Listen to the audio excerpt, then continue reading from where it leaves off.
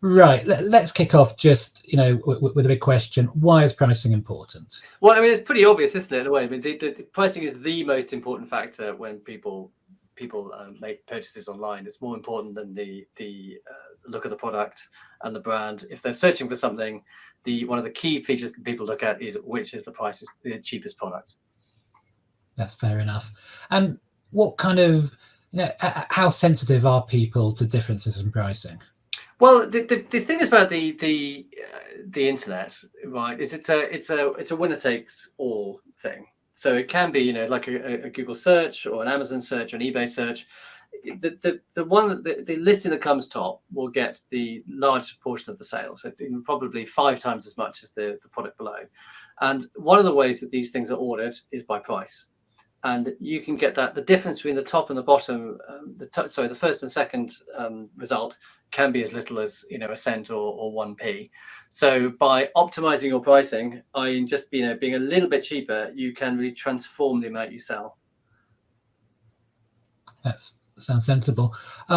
What are the differences between pricing if you're a retailer as compared to a brand owner? Well, I suppose it's easy. If you're a brand, and what we mean by being a retailer is somebody who sells other people's products. Mm-hmm. So you are competing against other people selling the same product, and therefore you're really only competing on price. And therefore the way to optimize your sale, one of the ways to optimize your sales is to be the cheapest. And as I say, something like Amazon, you've got multiple people selling the same product. The way that it orders the sales results is one of the major ways it does it is by price. If you are a brand owner, you are probably the only person selling that product, but you will be competing against other people selling similar products. So it's more difficult. If you're selling the same product, it's very, very easy to compare. You just take the same product, they're matched on barcode, and you just compare price. If you're selling a branded product, so your own branded product, then it's more difficult because you are competing against things which aren't quite the same. So it's a more difficult job, but pricing is still very important. Yeah, and I think sometimes we see that people that they have a brand, they have their own products, but because they're all sourced from the same factories in China, you might well get Chinese sellers who are selling almost identical products just with a different brand. Yeah, it's true. I mean, you'll get. There's a lot of if you go onto Amazon or something, people all buy. You say they all go to Alibaba. They all buy the same product. They put their brand on it, so it looks exactly the same. And you just think, you kind of. I've been onto Alibaba and looked for things, and I've just seen stuff on Amazon. And it's not that you can buy a similar product; you can buy that product. It comes from the same factory. Well, I've even been into. I saw there's a brand called Baby Dan, who are a major manufacturer of baby products. And they sold their, cupboard lock or something. I went to IKEA and they were selling not a similar product, but the same product, just with the IKEA brand. So it's not just small sellers that do that; it's big brands as well. So just slapping a brand on it doesn't actually automatically differentiate it from from another product. We're getting a bit philosophical now. But it depends what you mean. But okay, so a product. I mean, in a way, what is a product? I mean, a product, in one definition, would have a different barcode. So that's how these products are matched. So on Amazon, each ASIN, the ASIN being the Amazon standard identification number. I knew that. An Amazon ASIN, so an Amazon, each product listing page has an identifier called an ASIN. You can see it on the product page. And that is identified by a barcode. So they are effectively identical products. So even if you have two products which are the same, they will, the same product, they will have different pages. But of course, a product is, now we're getting into kind of philosophy a bit, aren't we? What is a new product? I mean, it's the packaging, it's the photography, it's how it makes you feel. They can be entirely identical. And a lot of, Coke and Pepsi are, I don't know, are they identical? It's a very good question, but they're pretty similar, So, as an aside, Pepsi always win the taste challenge, but it's only because they've got more sugar in. Yes, but would you want to drink a whole Pepsi? That's the whole thing. If you want a sip of Pepsi, but you like a whole Coke. Supposedly that was the problem, and supposedly what happened is Coke changed its flavour because of this problem. They hadn't really asked people what they really liked. Mm-hmm. But yeah, anyway. Okay, let's bring ourselves back a little bit. So, is pricing the only important factor when you're selling online? No, it's not. I mean, it's obviously so many. There's obviously, I mean, but price works both ways. I mean, there's the concept of a blend good, which is basically, demand goes up with the cost, and that's it. The thing, like, no one wants to buy cheap perfume or cheap, I don't know, luxury items. So it can be a differentiating factor as well. I mean, the price is important. There's things also, we're buying things online. Obviously, there's the product, there's the service that they get, there's the brand, and also the brand of the seller. So I suppose we're really talking about, relatively low price products. We say up to £100, where price is a significant thing. Mm-hmm.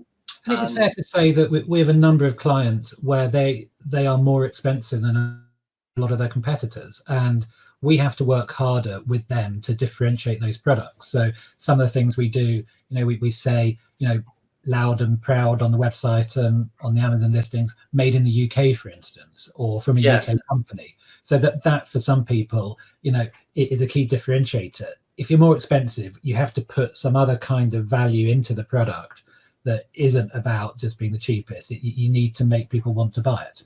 You also have to demonstrate value. I mean, if you've got a more expensive product, you have to demonstrate that it's a better product. So that means, better images, better A+ content, better reviews. I mean, that's how you demonstrate value along in the product. I mean, I have not bought things because they thought they were too cheap, and that's because, I mean, particularly I've got an ink tank printer most recently, and you can buy the ink from Epson, and that's, shall we say, £100, right? You can buy the ink from printercartridges.com, and that's 50 quid, right? And then you could go onto Amazon and you could buy another Chinese seller's ink, and it was remarkably cheap. It was like a tenner or something. And I was just I don't know. I just thought, I don't know. I'm not sure I really like the idea of buying this really cheap ink. It was too cheap. Supermarkets famously structure their pricing within a kind of a product category. You have something really cheap and you have something really expensive, and 80% of people go for the ones in the middle. You set the boundaries with your high and your low, and then people think, I don't want the most expensive because that's not me, but I also don't want something dirt cheap either. So you can adjust people's expectations by what you price around your product. I suppose the thing is, so this particular product, I went onto Amazon, and I mean, ink's ink. Is ink? I don't know. Is ink ink? Probably is ink. It probably all comes from the same factory. It's probably all exactly the same, right? But I saw that it was a Chinese seller on Amazon, and I just thought, I don't know where this stuff's been, and it had kind of, I don't know, it didn't have that many reviews, and I just thought, I'm just going to pay an extra tenner, and because I trust Cartridge Save, right? And I trust Epson, I trust Cartridge Save. I have no idea about these guys, and you do some of this stuff just turn up and it is just rubbish. Or fake on Amazon. And it's fair to say that everyone makes their own choice between price and quality in any given product area, and that changes as you go into different product areas. I mean, funnily enough, when I was at Sainsbury's, this was something I actually wanted to prove, and I was able to get a load of pricing data from various supermarkets, and just to show how that price quality matrix changes, and to show how people make different decisions in different categories. And you always get a kind of a bell-shaped curve of smaller sales at the expensive end, smaller sales at the very cheap end, and most people in the middle. And I guess the cost of living crisis pushed people towards the cheaper end, but there's still people buying at the more expensive end. I mean, I suppose the thing is, that there's, if you're your own brand, you should experiment with price elasticity and see what is the relationship between your price and your sales. And at what point, what is the sweet point? So that's something that we're going to talk about later. Let's talk about it now. Pricing experiments, I think, are it's very hard to know in advance how people are going to behave. So it's always worth playing around with price. And online, you can change your price absolutely at the drop of a hat. And it's fair to say that you and I, Trevor, have done what do we call them? Unintended pricing experiments. Oh, yes, we certainly have. We certainly have. We had a famous couple of days where we forgot to charge VAT on products. So essentially every product was 20% cheaper. And that allowed us to do some quite in-depth analysis. And we found that obviously being cheaper makes a difference. It doesn't make much of a difference if your price is hit. So if your price is here and other people are cheaper, if you come a little bit cheaper, you don't see much of an uplift. But we found that where we saw the biggest uplifts is where we did come below other people, and sometimes the uplift was 7 times. There was a huge uplift in sales. That is the thing. I mean, particularly on platforms like Amazon, where it's the person who has the featured offer or buy box that gets, I can't remember the figure, but it's most of the sales. Yeah. And you've got to be on. We'll talk about Amazon in a minute, but you do get an effect though. You've got to be slightly careful, because if you start playing around with prices, you will drop and other people will match you. So it will go up and it'll come back down again, which is why sometimes it's a good idea just to match other people's prices and not actually go below them, because you might otherwise get in some sort of pricing war. You're going to be slightly careful, because you probably find you make more money for a bit and then it all just settles down. Yeah. So that touches on another point I want to talk about. How should you manage pricing? Should you do it automatically? Should you do it manually? Well, I'm not a believer in doing anything manually, mainly because I'm lazy. But no, I'm not lazy. It's boring. Why do it? It's just like, accept that you can't do these things manually and you don't have the time, and then just try and find an automated solution. So, I mean, I think for every platform, there are automated pricing solutions and software. They don't tend to be that. I mean, the ones for Amazon, I mean, you can pay thousands of pounds a month, or you can pay a few tens of pounds. I mean, like there's, I've used one called Channel Max, which is, I think, it's $50 a month. I mean, there's other ones which will claim to be better, and they will charge you an awful lot more. I'm not convinced they are actually better. And I mean, so pricing on Amazon examples include I can't remember, Repricer Express, and Channel Max itself is Channel Max. Anyway, it's loads of them. Do a search. The eBay is more difficult because you don't have the same. On Amazon, you just have a single page with everyone's offer on it.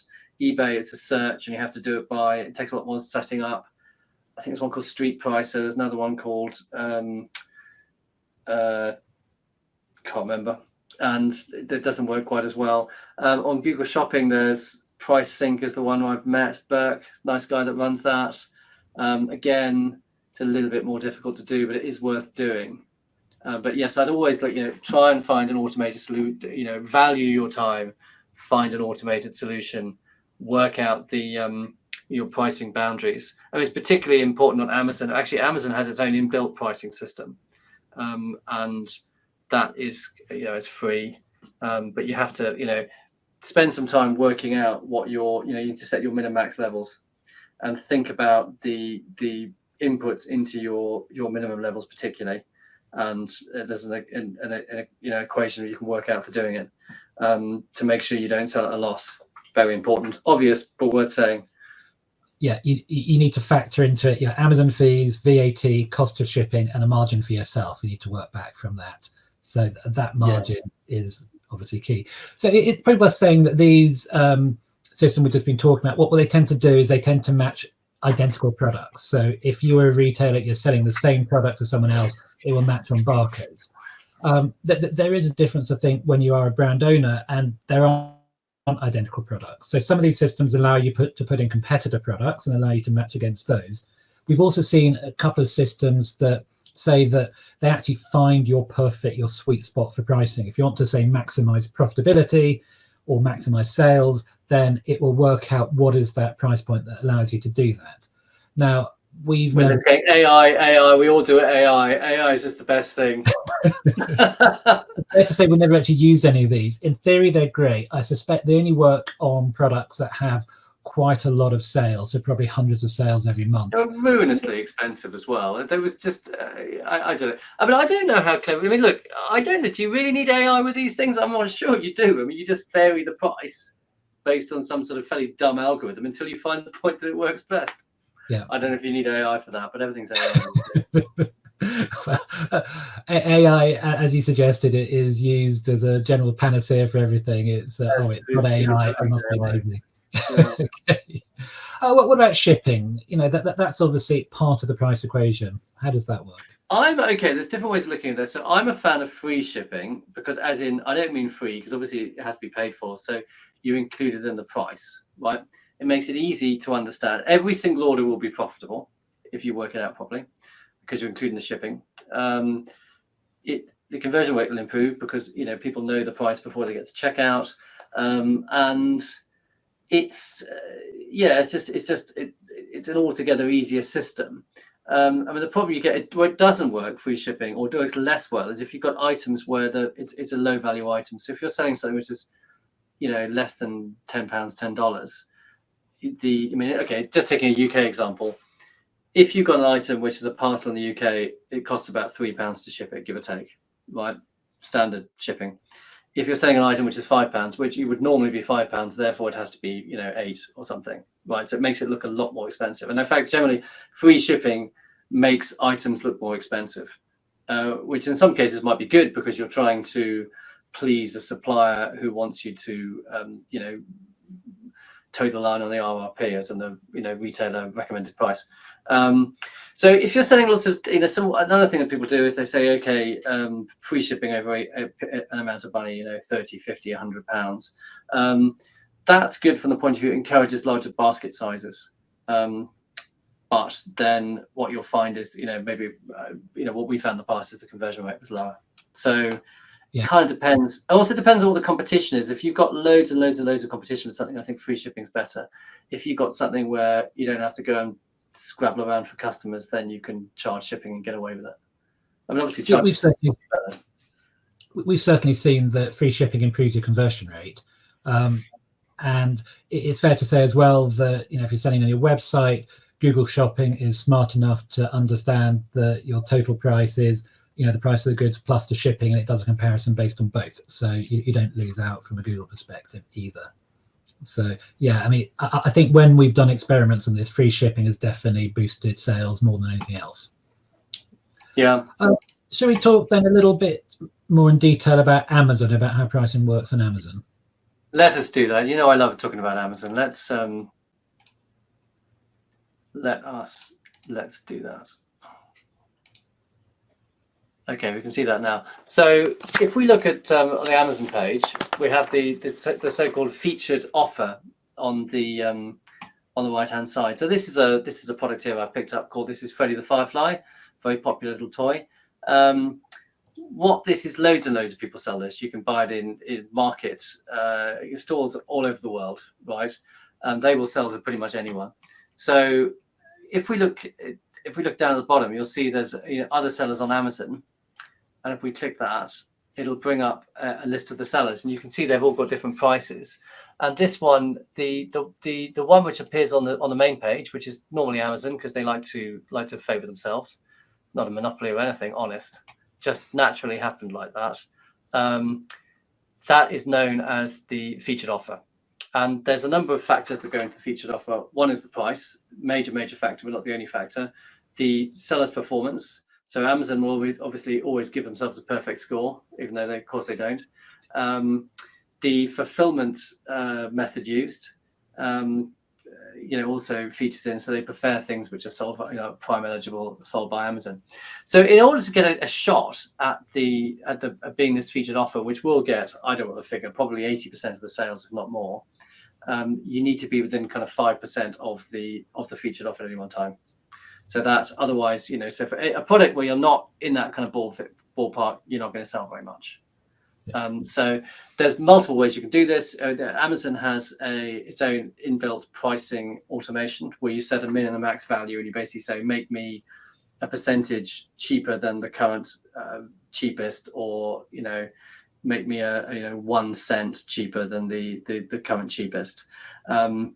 It's not that it's free. There are other tools which are more sophisticated where you can do things like say, okay, exclude this seller, or you can do all kinds of fancy things. The problem with tools like Channel Max is they had about 100 rules, and it was very hard to know which ones were important and which weren't. Mm-hmm. That's a problem with e-commerce things in general, actually.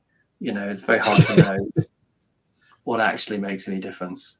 And usually probably only 1 or 2 or 3 settings that actually make all the difference, and the rest. Well, I mean, it's like the sales just go up and down, up and down, up and down, and you've got your unless it really makes a big jump, it's actually pretty hard to see. I mean, certainly I've seen, when you start repricing, you can see massive jumps.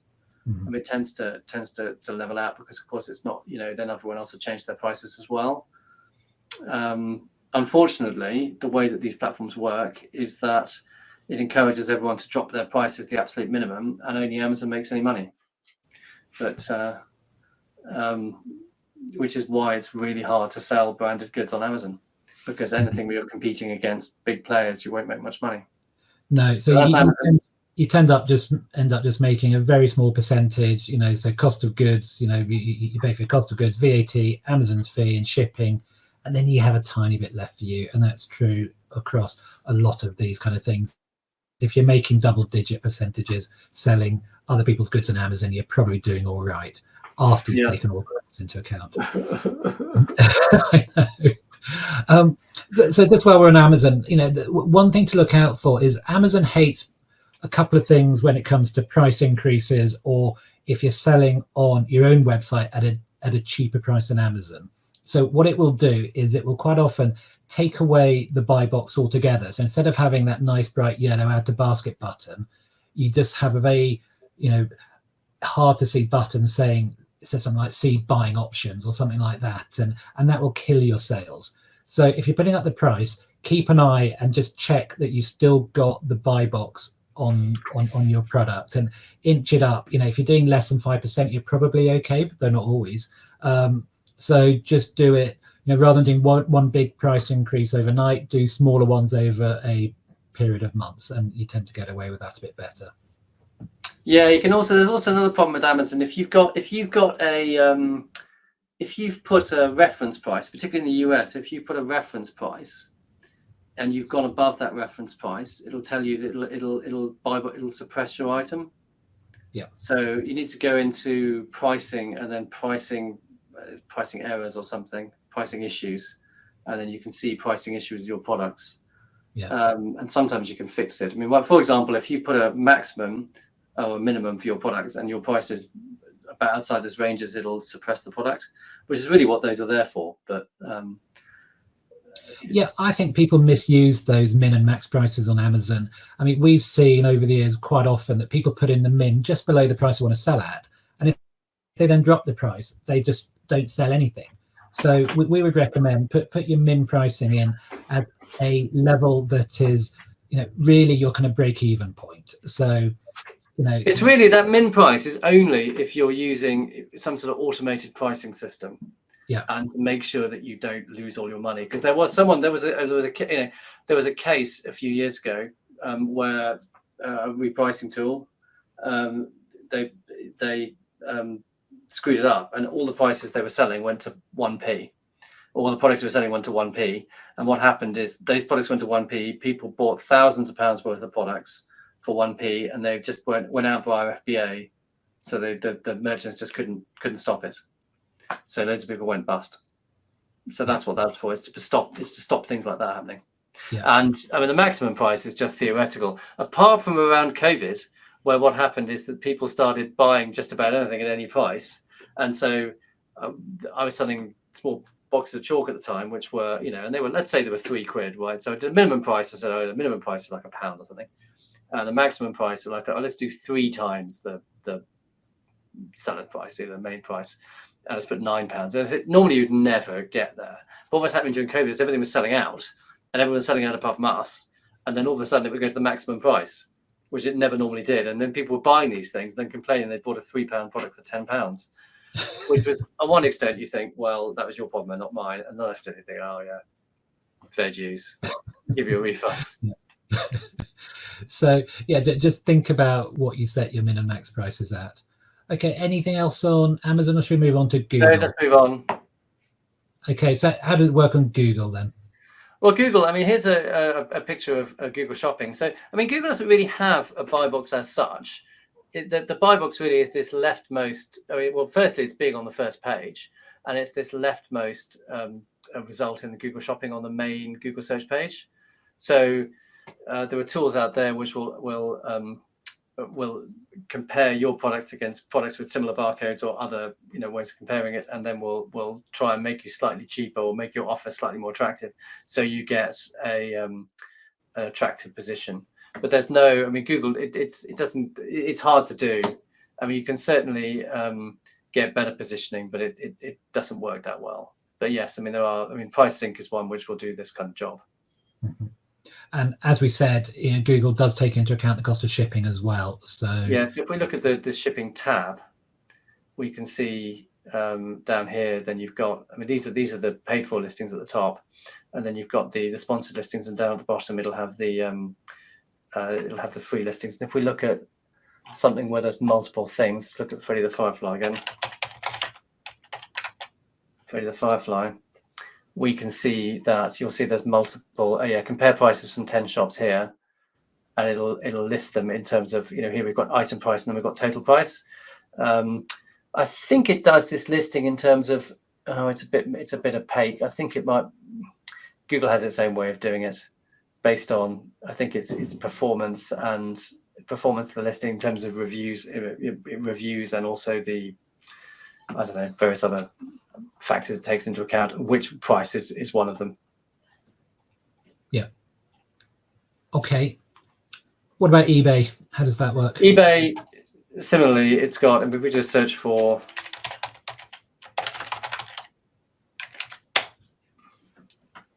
eBay has something called Best Match, where it looks at Best Match search, and what that means is it looks at the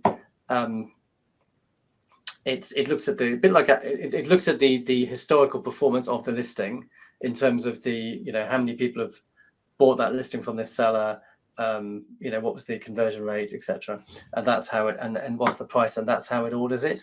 So you can actually, I mean, if we look here, someone here's got a price of $15.99 is above this one of $14.90.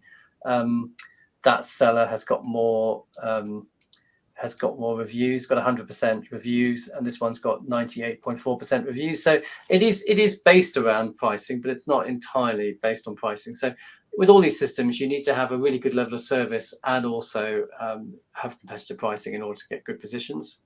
So another thing is that you need to submit the information to Google, which will help you, or any of these systems, which will enable people to find your listing. So for both Google and eBay, that would be obviously the product details, but also the barcode, the EAN, when it's called the EAN in the UK or in the EU, European article number, and in the US it's the UPC.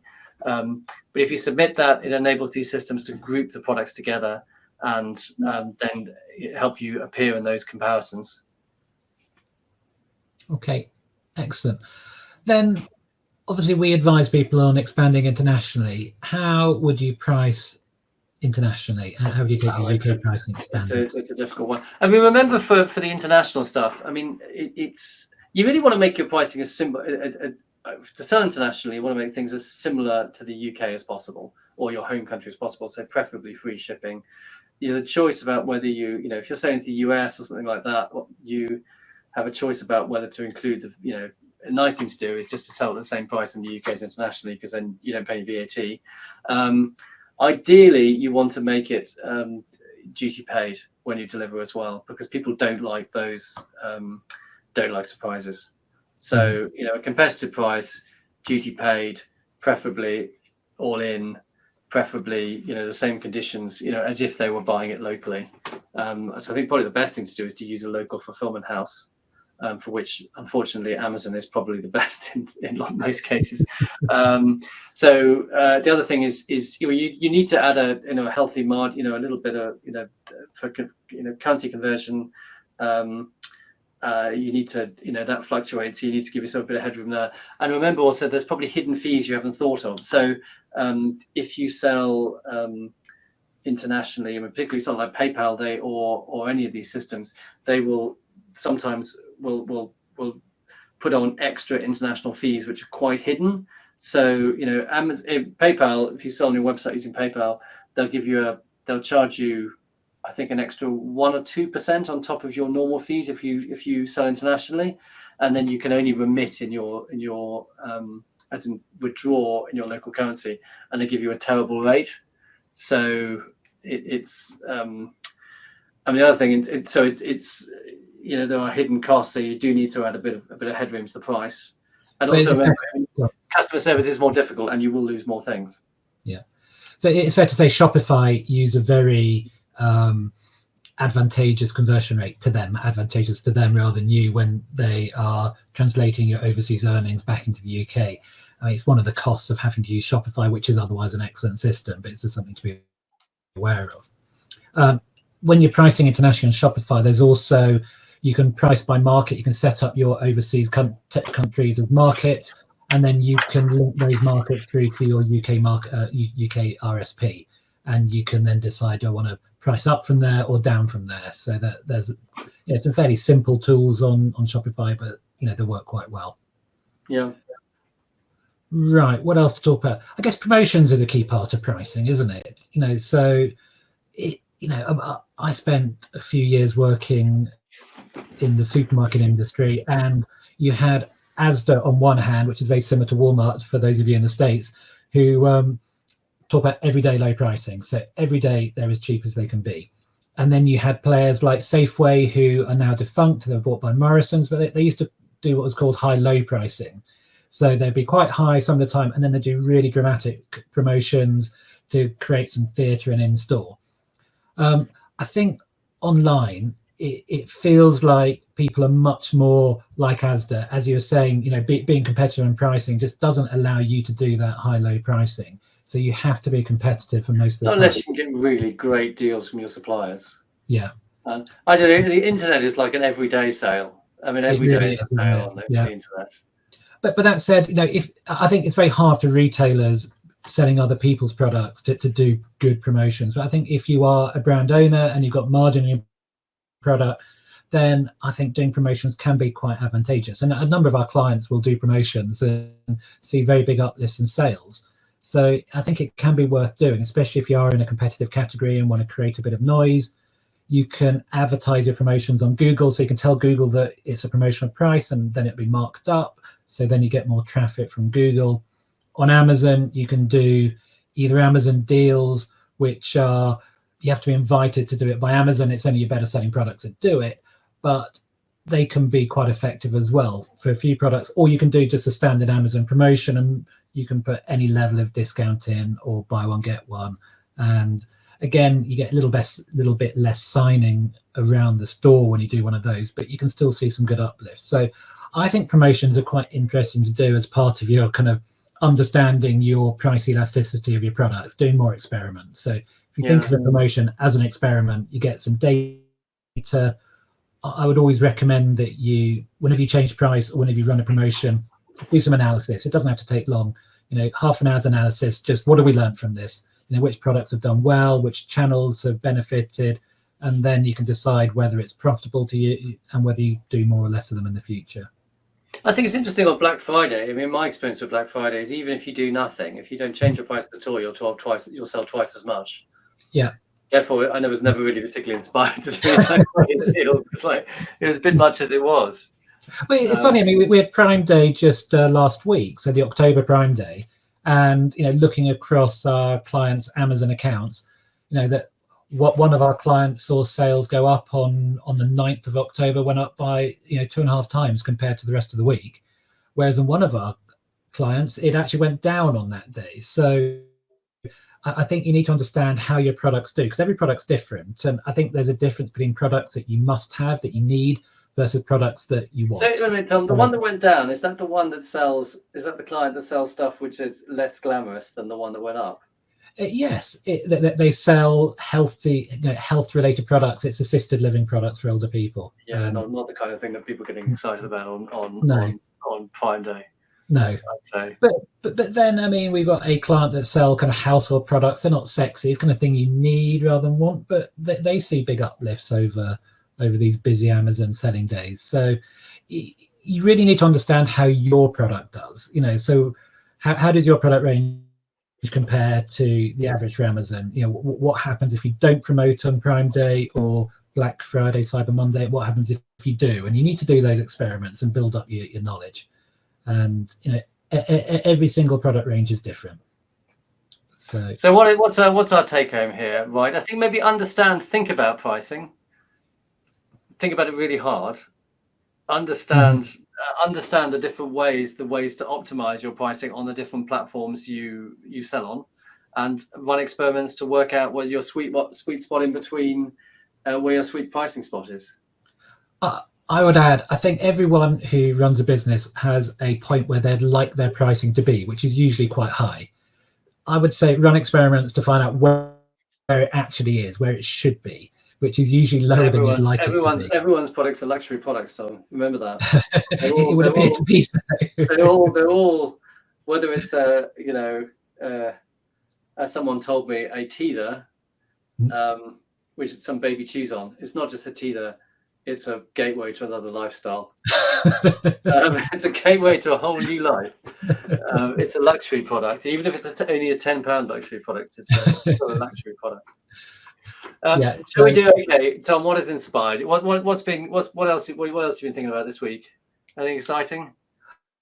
Not particularly. So this hasn't really inspired me. But what I've been thinking about this week is just getting data out of reliable, accurate data for e-commerce. We are awash with data, but which data can you trust? And the more you look into it, the more you think, actually, I don't understand enough about any of the data to be able to really trust any of it. So, I've been looking at things like reconciling sales data on Amazon. I've been looking at things like tying in Google Analytics to website performance. And what's your ultimate point of truth? It's very hard to know in a lot of instances. They don't help. I was more talking, Tom, about what have you been doing? I know you only think about e-commerce, but what e-commerce thing have you been thinking about? Or is it just nothing? Nothing. E-commerce is life. E-commerce is my life. What I have been thinking about, we went to a pub quiz night on Wednesday. First one we've done for years. The wife and I used to do it quite a lot pre-kids, and we went along with a couple of friends, and we wiped the board with everyone. Really? So what was the favorite? It was a favorite question where you just thought you just answered that question. I'm so fucking clever. Actually, but I got a degree in biology, and there's a section on animals, and I thought I'm going to nail this. And obviously, it's the one that we got the worst marks on. So, what about you? What's inspired you? I haven't done a quiz, but last time there was a quiz. There's a question. It was around the time of the Olympics.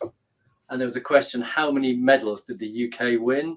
I just happened to know it was whatever it is, 87 or something like that. 87. I read that today. What have I been thinking about? Well, I loved Chaos on Netflix. I thought it was great. And they're not going to do another series, which really broke my heart.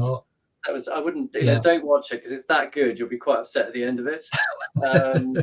I've been watching Only Murders in the Building, which is silly. But it's clever, and towards the end they got lots of people, they introduce lots of characters, and they give them all a reason to kill this person. Yeah. And then you think, oh, it is quite clever. I think I'm impressed with it, and I just I enjoyed it. We've seen the first three. We haven't seen the fourth. The fourth one, which is, it's more the same, but it's they're very watchable, and they're nicely written. They're quite charming, I think. It is quite charming, and I think you just keep you guessing up to the last minute, just thinking, who is it? Because it's got to be one of these people. Which one is it? Yeah. And I suppose they don't really give you enough. They don't give you any. There's no way you could guess. But I didn't want it to be Mel. I didn't want it to be Mel Streep, and it wasn't Mel Streep. So I was pointing to her for quite a long time. So yeah, it was. Yeah, but the fact it was pointing to her probably meant it wasn't her. Because I think anyone it points to, it's not them. Yeah, for me, it's a nice change of speed for my wife's Korean dramas. Korean dramas, and what does she watch? That zombie one set in the high school. Yes, we have seen that. I have a theory that no one in Korea can run without falling over. Which when there's blood and brains on the floor, it's probably quite hard. I watched a little bit of that. I might have seen enough zombie films. I've seen a lot. I've seen quite a few Koreans. The Last Train to Busan. That's a good Korean zombie movie. That's quite good, actually. I might have seen enough. Like Batman, I've seen enough Batman. I don't need to see any more Batman ever. I've seen that. Anyway, let's go. We probably veered far enough away from. Yes, indeed. Until next week. Toodle pip, Tom. Until next week. Speak then. Bye.